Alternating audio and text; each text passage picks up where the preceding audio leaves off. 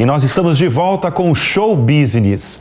Ele é paulistano, sétimo de uma família de 8 filhos, já foi office boy de uma companhia de bebidas e em 2008 criou uma empresa na região amazônica que se tornou referência na geração de energia limpa, empregando mais de 7.000 profissionais. Eu estou ao lado de Milton Stigl, que é CEO e fundador da Brasil Biofuels, a BBF, a maior produtora de óleo de palma da América Latina, que tem produzido biocombustíveis e energia renovável no norte do Brasil. Milton, brigadíssimo pela presença aqui no Show Business. Como é que aquele office boy do passado virou um dos grandes empresários brasileiros? Obrigado, Bruno, por me convidar, por estar aqui e poder contar um pouco da minha história. É uma história longa, mas começa basicamente no desejo de empreender. Então, eu sempre comento que é uma característica de cada pessoa. Tem gente que quer empreender e tem gente que tem vocação para outras coisas. No meu caso, eu adoro o desafio, eu quero produzir, quero conhecer as coisas. E foi numa viagem em Roraima que eu tive a ideia de aproveitar a cultura da palma, que é uma cultura perene, para desenvolver uma região que tinha muito pouco de infraestrutura, mas tinha riquezas naturais incomensuráveis. Então foi em Roraima, numa viagem sem propósito definido. Sem propósito? Sem propósito definido, onde eu fui para conhecer os potenciais do Estado, que eu tive essa feliz ideia e que construiu a BBF que é hoje. Como é que você descobriu que através de uma semente da palma de óleo daria para transformar aquilo ali em energia limpa, energia sustentável? Eu participei de uma audiência pública, acho que foi em 2004 ou 2005, para justamente estudar a implementação do Plano Nacional de Produção de Biodiesel, mas no ciclo rodoviário do transporte. E eu fiz uma contribuição à época, justamente com esse propósito, porque como o objetivo do governo era agregar o maior número de trabalhadores da agricultura familiar dentro de um projeto que pudesse ter o impulso do Estado, eu vi na região norte uma imensa possibilidade a ser aproveitada justamente pelas grandes áreas degradadas que tem dentro da Amazônia. O que é curioso, sem me alongar muito no tema, é dizer que o grande problema de você recuperar essas áreas é como é que você escoa a produção. Por isso que a palma foi extremamente eficiente para resolver esse problema, porque ela te dá um óleo onde você não precisa de grande infraestrutura para escoar esse óleo até os centros produtores. Que é o óleo de dendê, é isso? Exato. É o óleo de dendê. É o vulgarmente chamado dendê. E como esse programa era para o diesel rodoviário, eu falei, olha, a gente não tem uso rodoviário dentro das regiões remotas, mas nós temos as termoelétricas a diesel, que operam em diversos municípios do sistema isolado na região amazônica, que podem ser, sim, os consumidores que nós estamos buscando. Não pelo transporte público ou pelo transporte de massa, como a gente tem os ônibus aqui na cidade de São Paulo, mas para a geração de energia. E hoje vocês estão produzindo energia tanto na região norte, é na região norte que vocês estão produzindo a energia? Exato. Tá. Hoje a gente está em 5 estados. Tá. São 38 os municípios que a gente vai atender com essa proposta que eu expliquei. Hoje estão 25 usinas em operação e mais 13 em construção. Mas o interessante é que você não precisa de nenhum tipo de subsídio, você não precisa de nenhum tipo de ação do Estado para desenvolver essa cultura, porque geralmente no sistema isolado, que é assim que se chama essas regiões onde a energia é produzida de forma individualizada, sem linhas de transmissão para poder fazer a circulação da energia produzida, você tem tarifas altas. Por quê? Porque chegava a gastar até 2 litros de óleo diesel para ter 1 megawatt com geração térmica produzida a diesel. Então, não sei se eu fui claro, você gasta 2 no transporte para ter 1 litro de diesel para geração térmica. Agora, tem um grande lance da BBF que é um projeto futuro, que é para 2025, né? Que é o combustível sustentável da aviação. Vocês não estão ainda produzindo isso? Não. Vai ser para 2025, começo de 2026. Qual que é a expectativa? Porque eu, leigo no assunto, eu imagino que vai ter uma corrida aí das companhias aéreas no mundo atrás desse combustível de aviação. Como é que está o cenário aí da aviação hoje em relação na busca mesmo desse combustível sustentável? Essa corrida já começou. E o Brasil tem todas as condições para ser líder nesse setor. A Palma no mundo, só para o telespectador que acompanha você entender, ela tem sua produção concentrada no Sudeste Asiático. 3 países, Indonésia, Malásia e Tailândia, produzem 90% de todo o óleo de palma consumido no mundo e é o óleo mais consumido pela humanidade. Então você vê que é um produto relevante. O ponto é que esses países têm de área plantada mais ou menos 18, 19 milhões de hectares. Nos idos de 2007 para 2010, o governo brasileiro construiu a melhor legislação para uma cultura agrícola que esse país já conheceu, que é justamente a cultura da palma. O que diz esse decreto que foi assinado pelo presidente Lula em maio de 2010? Que só pode plantar palma no território nacional em áreas antropizadas até dezembro de 2007. Então, o Código Florestal, que ele regula o que você pode fazer de abertura numa propriedade rural. Então, no Sudeste, você pode abrir até 80% da área, Sul-Sudeste.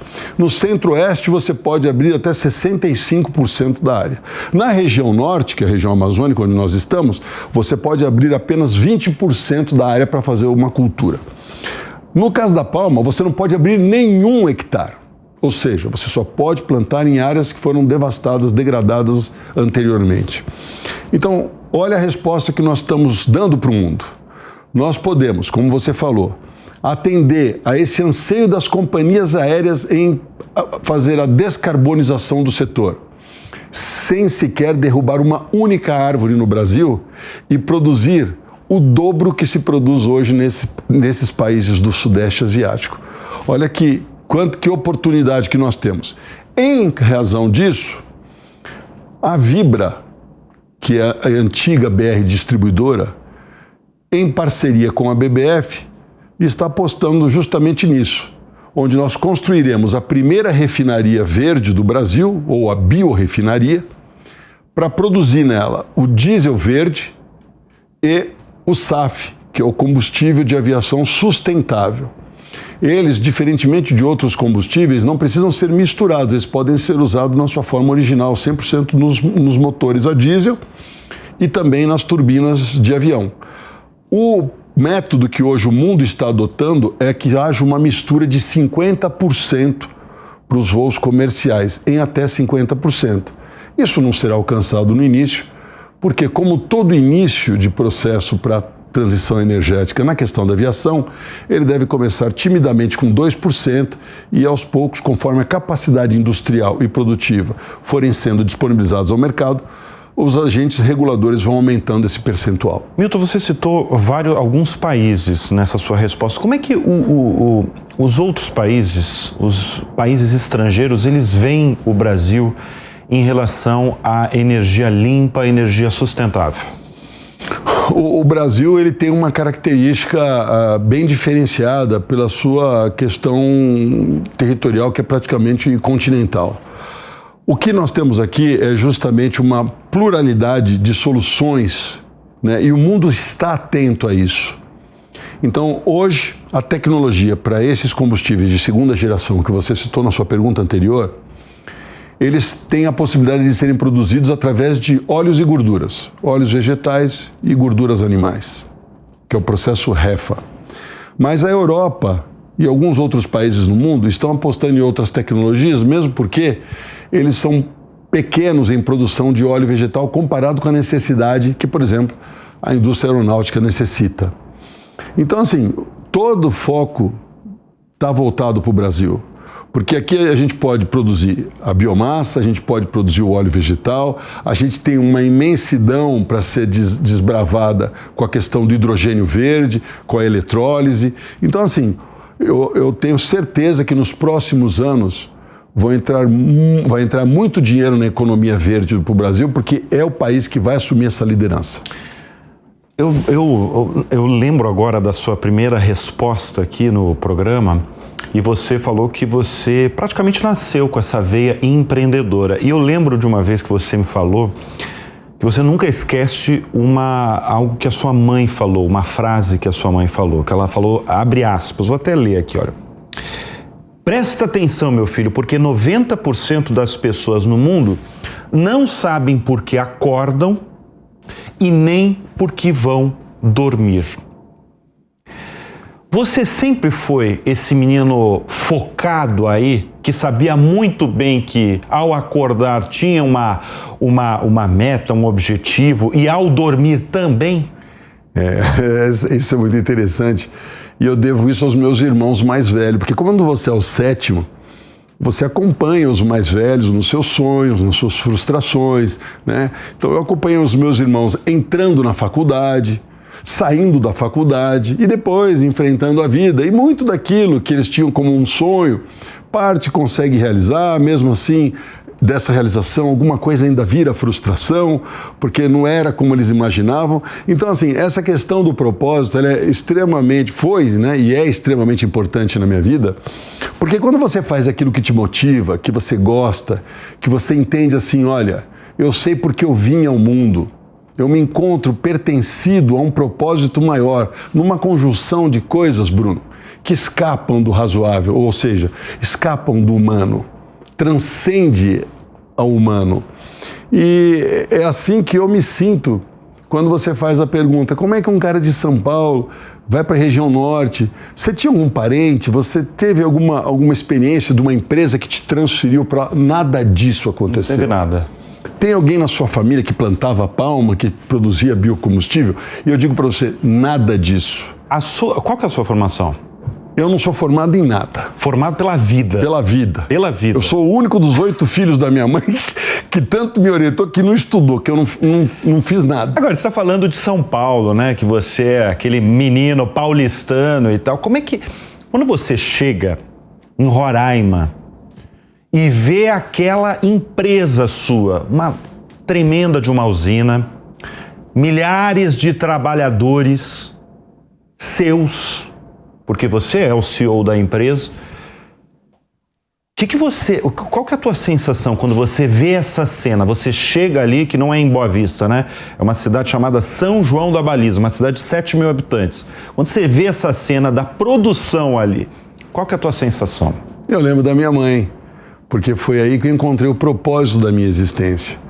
Eu preciso confessar que ao iniciar o projeto, eu tive inúmeras vezes onde eu desanimei, eu achei que não ia dar certo, eu achei que eu estava querendo pôr muita coisa dentro de um cesto e que eu não tinha capacidade para carregar esse cesto sozinho, mas a vontade, né?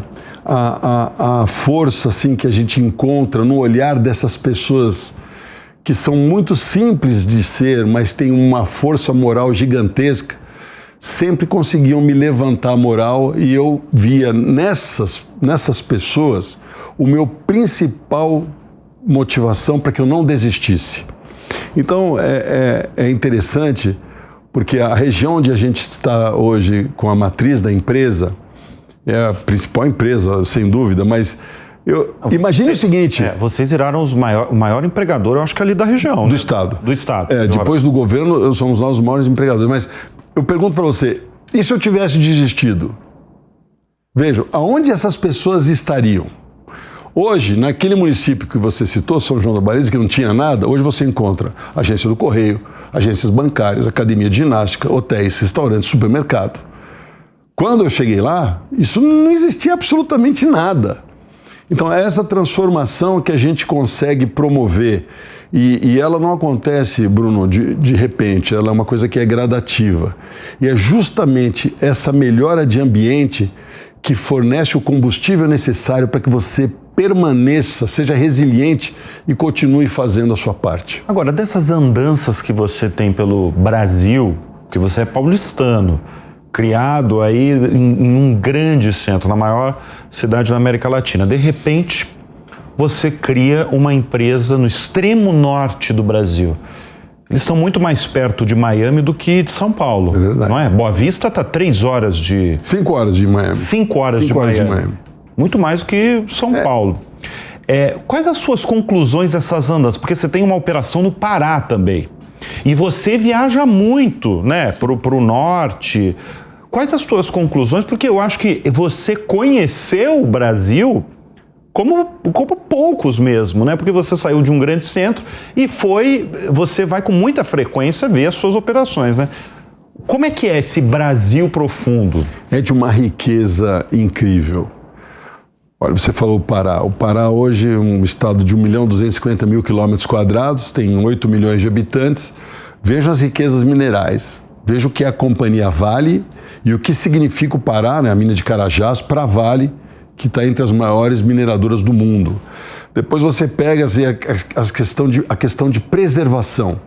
O estado do Amazonas tem 90% da superfície coberta com a sua floresta primária. O estado do Pará, se ele fizer todo o plano que o governador Helder quer para desenvolver a agricultura, ele ainda vai conservar 65% das suas florestas preservadas.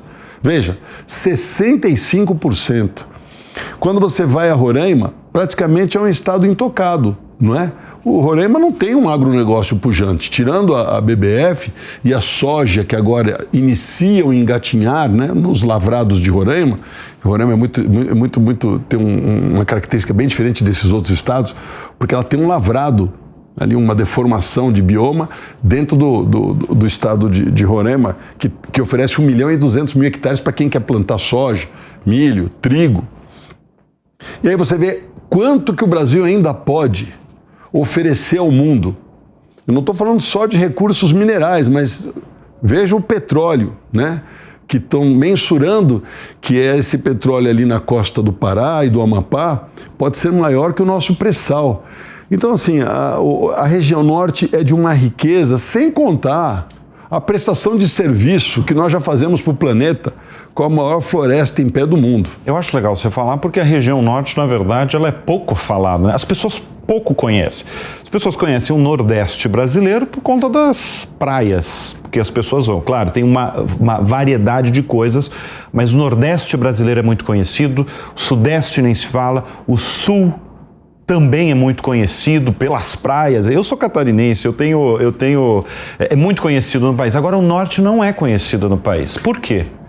Não é muito conhecido, mas todo mundo diz que conhece, porque todo mundo dá pitaco e dá palpites. Dá muito palpite? Muita gente palpita sobre a região. Quando eu estou viajando, principalmente para fora do Brasil, eu fico ouvindo as pessoas falarem da Amazônia e é incrível assim, a contundência com que opinam, sem nunca terem pisado, sem nunca terem estudado, sem nunca ter conhecido a Amazônia. Então, a gente está falando aqui muito das riquezas e os cursos d'água e a água doce do mundo. 20% da água doce do mundo está naquela região. O meu filho mais novo, ele diz o seguinte: pai, eu não gosto muito de comer peixe em São Paulo, mas quando eu vou para Roraima, para o Pará, eu quero comer peixe todo dia, porque o peixe não é igual ao peixe daqui. Exato. E é verdade. Então, a gente precisa aprender a explorar isso e mostrar isso para o mundo, né? Levar essa culinária, essa cultura, esse nosso Brasil mesmo, que muito pouco brasileiro conhece, fazer um trabalho. Por isso que é importante o que vai acontecer agora em 2025, a COP30, que vai ser aqui em Belém. Você tem 2 filhos e você acabou de citar um dos seus filhos. Quais são as maiores lições que você ensina para eles? É a humildade e a fraternidade.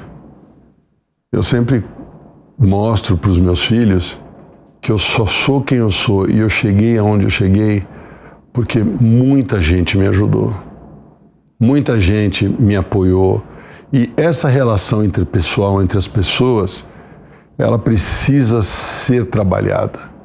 A gente cada vez mais percebe um distanciamento, né? uma questão de individualizar as relações, mas de uma forma mais coletiva. Eu digo assim pelas redes sociais, né? Então você bota lá um negócio, ele não está dirigido a uma pessoa, você bota para todos os seus amigos. Mas quando você aprende essa questão pessoal de individualizar as amizades e tratar cada amigo, cada um, onde você sabe, onde você percebe onde que está uma carência, onde que está uma dificuldade, onde que está um olhar diferente para aquela pessoa, isso faz todo sentido. Então eu tenho trabalhado muito com os meus filhos essas questões. Primeiro, da importância da família. Segundo, da existência de um Deus que ordena tudo e da nossa subserviência perante esse Deus e das relações pessoais, porque ninguém faz nada sozinho, Bruno. Sozinho não se chega a lugar nenhum. Você é um cara muito religioso. Você já acabou de citar nessa sua última resposta. Qual que é o papel da religião e da sua crença em Deus nessa tua trajetória notável aí que a gente está mostrando aqui no Show Business? Ela é fundamental. Eu, de pequeno, citando a mesma mãe, que você falou que fez essa provocação do propósito, e eu sempre busquei esse propósito, e completando a minha resposta para você, e eu vou dando ela aos poucos, porque é muito profunda, e ela diz assim: peça inspiração, não é para um coach, não é para um professor, não é para o seu irmão mais velho e nem para sua mãe. Peça o propósito da tua vida para quem te deu a vida. Silencie e dobre os teus joelhos e peça a esse Deus Criador que te deu a bênção e a misericórdia da existência, o que Ele espera na tua vida de você. E Ele vai te responder. Então, a resposta para a sua pergunta agora, porque eu fiz uma interlocução com a pergunta anterior, é: o que eu posso levar dessa existência? Absolutamente nada. Veja a armadilha que é a vida. Se você tentar, de qualquer forma, qualquer coisa que você ganhe material, transportá-la ou fazer que ela fique fixa a você, o único resultado dessa busca vai ser frustração, porque não tem nada que vá permanecer com você. Quando você perder a sua existência física, tudo que você acha que é seu ou que te pertence de alguma forma, direta ou indireta, ela vai transitar por outras mãos. Então, se você dizer assim: Milton, mas eu vou pegar aqui essa cadeira que eu estou sentado e ela vai ser minha, eu vou te provar por quê. Porque eu vou pôr fogo nela e ninguém mais vai sentar nela. Eu digo: olha, isso também é uma bobagem, porque você está queimando alguma coisa que vai se transformar em outra coisa.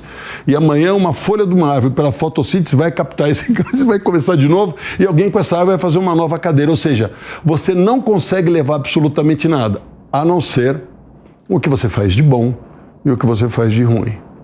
Então, essa é uma questão fundamental para dizer para você que, independente dessa ascensão econômica, empresarial que a gente está conversando aqui, isso não alterou em nada a minha existência, porque eu tenho o mesmo padrão de vida, eu moro na mesma casa. Você mora na mesma casa do... Desde 1983, faço tudo igual, não tenho absolutamente nenhum sinal de riqueza aparente, sou uma pessoa muito simples, não tenho casa de praia, não tenho casa de campo, não tenho barco, não tenho avião. Então você Como é que você se diverte? Lendo. Eu adoro ler. Lendo? Adoro estar junto com a minha mulher e os meus filhos. O que você gosta de ler? Eu leio de tudo, mas durante a minha juventude eu li muitos clássicos, porque era uma recomendação dos meus pais, mas hoje eu estou mais voltado para a espiritualidade. Então eu leio muito a obra do Francisco Cândido Xavier, são mais de 500 livros que ele deixou, já devo ter lido uns 200, mas ainda tem bastante coisa para eu aproveitar esse tempinho que me resta. E essa é a sua diversão, a leitura? Essa é a minha alegria. A sua alegria. Vou voltar à pergunta lá do começo desse bloco, que é o lado empresarial, o seu lado empreendedor, que você falou que desde o começo você tinha essa gana aí de ser um empreendedor. O que precisa para ser um empresário de sucesso? Se a gente falar vamos falar assim, até em mandamentos do que o cara precisa para fazer sucesso nos negócios. Precisa de determinação, precisa de talento, precisa de anjo da guarda.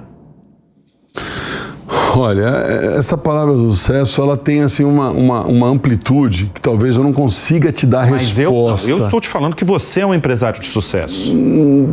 Mas vamos fazer uma referência assim, já aproveitando o credo. Vamos imaginar que a gente estivesse há 2000 anos atrás junto, passando por uma região chamada de Gólgota.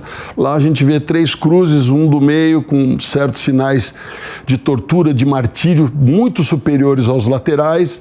E a gente pergunta para quem é da região, porque nós somos somos viajantes e lá não pertencemos. O que aconteceu com aqueles 3, né? São criminosos, foram condenados à morte e tal. Mas por que o do meio ali, né, sofreu mais? Ele parece ter uma coroa de espinho, ele está pregado, não está amarrado, está todo cortado. Não sei direito o que ele fez, mas acho que cometeu uns pecados terríveis. E nós vamos seguindo viagem, dizendo assim, pobre daquele homem, né? 30 e poucos anos, não casou, não conheceu o mundo, não teve filhos, uma vida derrotada do começo ao fim. Ainda escolheu os amigos, todos traíram, foi abandonado, ninguém defendeu a sua existência ao lado do seu sofrimento, do seu martírio, e vamos embora. Veja que análise, quem é o fracassado e quem é o homem de sucesso. Então fica aí a reflexão para quem está nos assistindo. Mas, assim, se colocar porque muita gente que assiste aqui o Show Business gosta de saber aí alguma lição. Você não tem uma lição do segredo mesmo? Por exemplo, você comanda aí 7.000 profissionais. É curioso porque, às vezes, a gente tem dentro da companhia, pouca gente sabe disso, porque não é uma empresa que emprega muito só porque é do setor agrícola.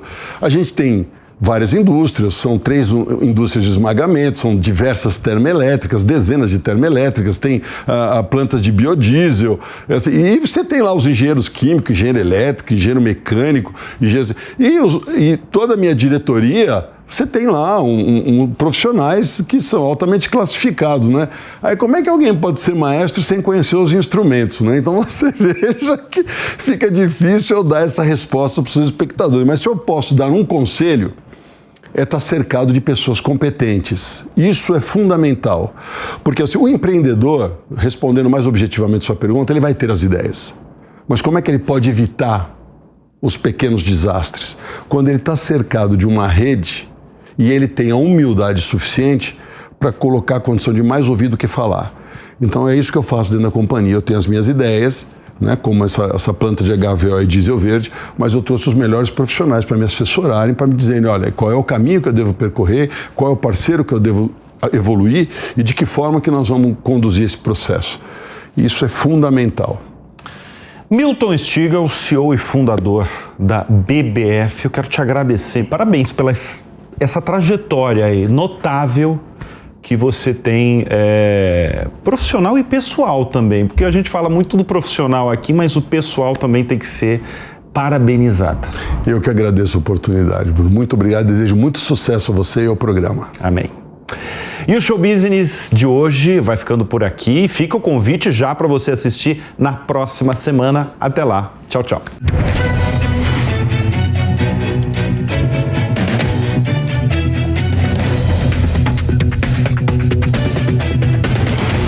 Grupo BBF.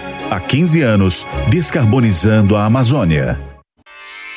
Realização Jovem Pan News.